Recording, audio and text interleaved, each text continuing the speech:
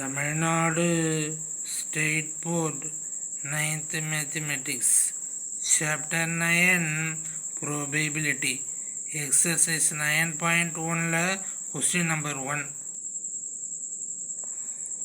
You are walking along a street. You are walking, நீங்கள் walking நடந்து செல்கிறீர்கள். எங்கே? along a street, ஒரு தெருவில் நடந்து செல்கிறீர்கள். அப்போ if you just choose, you நீங்கள் just choose அப்போ தான் சூஸ் பண்ணுறீங்க. யாரை? a stranger, ஒரு அந்நிய நபரை. crossing you, உங்களை கடந்து செல்லக்கூடிய, நீங்கள் இருக்கீங்க இல்லையா, உங்களை கடந்து செல்லக்கூடிய ஒரு அந்நிய நபரை அப்போதான் நீங்கள் சூஸ் பண்ணுறீங்க. யாரை சூஸ் பண்ணுறீங்க?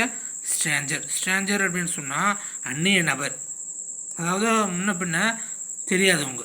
ஓகேவா? What is the probability that is next birthday will fall on a Sunday? Is next birthday, இஸ்னா யாரு? அந்த ஸ்ட்ரேஞ்சர். அந்த ஸ்ட்ரேஞ்சருடைய next birthday will fall on a Sunday. சண்டேவில் வருவதற்கான ப்ராபபிலிட்டி என்ன அப்படின்னு கேட்குறாங்க. ப்ராபபிலிட்டி அப்படின்னு சொன்னாலே நாம் சூஸ் பண்ணுற பொருள் ரேண்டம் எக்ஸ்பெரிமெண்ட் முறையில் இருக்கும்.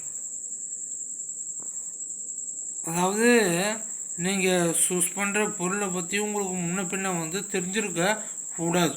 ஓகேவா? An urn contains 4 red balls and 6 blue balls. அதாவது ஒரு பானையில் 4 red balls-உம் 6 blue balls-உம் இருக்குது. ஓகேவா? You choose a ball at random experiment from the urn. இந்த பானையிலிருந்து ரேண்டம் எக்ஸ்பெரிமெண்ட் முறையில் ஒரு பாலை நீங்கள் சூஸ் பண்ணுறீங்க. இந்த ஓரத்தில் ரெட் பால் தான் இருக்குது அப்படின்னு உங்களுக்கு முன்ன பின்ன தெரிஞ்சிச்சு, இதை தான் நம்ம சூஸ் பண்ணோம் அப்படின்னு சொன்னால் மற்ற 9 பால்ஸுக்கும், மொத்தம் 10 பால்ஸ் இருக்குது இல்லையா, மற்ற 9 பால்ஸுக்கும் சூஸ் பண்ணுறதுக்கு வாய்ப்பு இல்லாமலே போயிடும். அப்போது அந்த மற்ற 9 பால்ஸும் அது உள்ளே இருக்கிறது என்ன அர்த்தம் இருக்குது? எல்லா பால்ஸுக்குமே நம்ம சூஸ் பண்ணுறதுக்கான வாய்ப்புகள் கொடுக்கணும் இல்லையா? அப்போது அதாவது ரெண்டம் எக்ஸ்பெரிமெண்ட் முறையில் சூஸ் பண்ணோம். அதனால் நம்ம என்ன சொல்கிறாங்க அப்படின்னு கேட்டிங்கன்னா, உங்களுடைய கண்கள் கட்டப்பட்டு இருப்பதாகவும் இந்த பந்துகள் பால்ஸ் இருக்கு இல்லையா, அதை கலைக்கப்பட்டு இருப்பதாகவும் நினச்சிங்க. இப்போது கலைக்கப்பட்டு இருக்கு அப்படின்னு சொன்னால் இந்த இடத்துல ரெட் பால் தான் இருக்குன்னு உங்களால் சொல்ல முடியுமா? சொல்ல முடியாது. இருக்கலாம், ஆனால் கட்டாயமாக இங்கே ரெட் பால் இருக்குது அப்படின்னு சொல்ல முடியாது. அப்போ இதுலேருந்து நீங்கள் இப்போது இப்போ இருக்கக்கூடிய இந்த 10 பந்துலேருந்து ஒரு பந்தை சூஸ் பண்ணும்போது அது எந்த பாலாகவும் இருக்கலாம், ரெட் பாலாகவும் இருக்கலாம், ப்ளூ பாலாகவும் இருக்கலாம். அப்போ இந்த 10 பால்ஸுக்குமே சூஸ் பண்ணுறதுக்கான வாய்ப்புகள் இருக்குது. ஓகேவா? இதுதான் ரேண்டம் எக்ஸ்பெரிமெண்ட் அப்படின்னு சொல்கிறாங்க, சமவாய்ப்பு சோதனை அப்படின்னு சொல்கிறாங்க. இப்போ பாருங்கள், இப்போது நம்ம ஸ்ட்ரேஞ்சரை எதுக்காக சூஸ் பண்ணுறோம் அப்படின்னு கேட்டிங்கன்னா, இப்போது உங்கள் ஃப்ரெண்டை சூஸ் பண்ணுறீங்க அப்படின்னு சொன்னால், இப்போது உங்கள் ஃப்ரெண்டோடைய பர்த்டே நெக்ஸ்ட் பர்த்டே எந்த கிழமையில் வருது அப்படின்னு உங்களுக்கு முன்கூட்டியே தெரியும். அப்போது நம்ம சூஸ் பண்ண பொருள் ரேண்டம் எக்ஸ்பெரிமெண்ட் முறையில் இல்லை. ஸோ இப்போ பார்த்தீங்கன்னா ஸ்ட்ரேஞ்சரை சூஸ் பண்ணுங்கள். ஸ்ட்ரேஞ்சர்னால் அவர் யாருன்னே தெரியாது, முன்ன பின்ன உங்களுக்கு அவர் யாருன்னே தெரியாது. அப்போ அவரோட நெக்ஸ்ட் பர்த்டே எந்த கிழமையில் வரும்னு உங்களுக்கு எப்படி தெரியும்?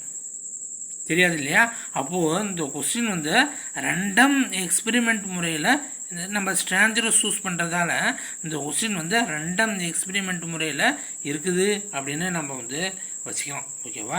ஸோ ப்ராபபிலிட்டி அப்படின்னு சொன்னாலே நம்ம சூஸ் பண்ணுற பொருள் எப்படி இருக்கும் அப்படின்னு கேட்டிங்கன்னா, ரேண்டம் எக்ஸ்பெரிமெண்ட் முறையில் இருக்கும். சமவாய்ப்பு முறையில் தான் ஒரு பொருளை நம்ம தேர்ந்தெடுக்க முடியும்.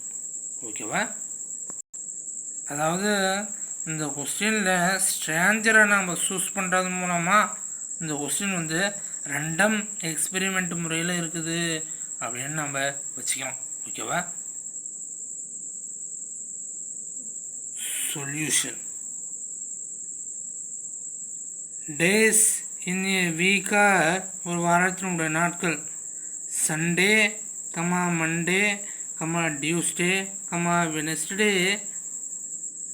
Thursday Friday and Saturday. ஓகேவா? இப்போது இதுதான் பாசிபிள் அவுட்கம்ஸ். இந்த Sunday Monday Tuesday Wednesday Thursday Friday and Saturday இருக்கு இல்லையா, இதுதான் என்னது பாசிபிள் அவுட்கம்ஸ். இந்த பாசிபிள் அவுட்கம்ஸ் எல்லாத்தையுமே ஒரு செட்டுக்குள்ளால் அடைச்சோம் அப்படின்னு சொன்னால் அது என்னென்னு சொல்கிறாங்க, sample space. therefore sample space SC is equal to set of Sunday, Monday, Tuesday, Wednesday, Thursday, Friday and Saturday. This implies that number of S is equal to 7 இல்லையா. S என்ற செட்டுக்குள்ளால் எத்தனை எலிமெண்ட்ஸ் இருக்கு பாருங்க, 1 2 3 4 5 6 7 எலிமெண்ட்ஸ் இருக்கா. So number of S is equal to 7.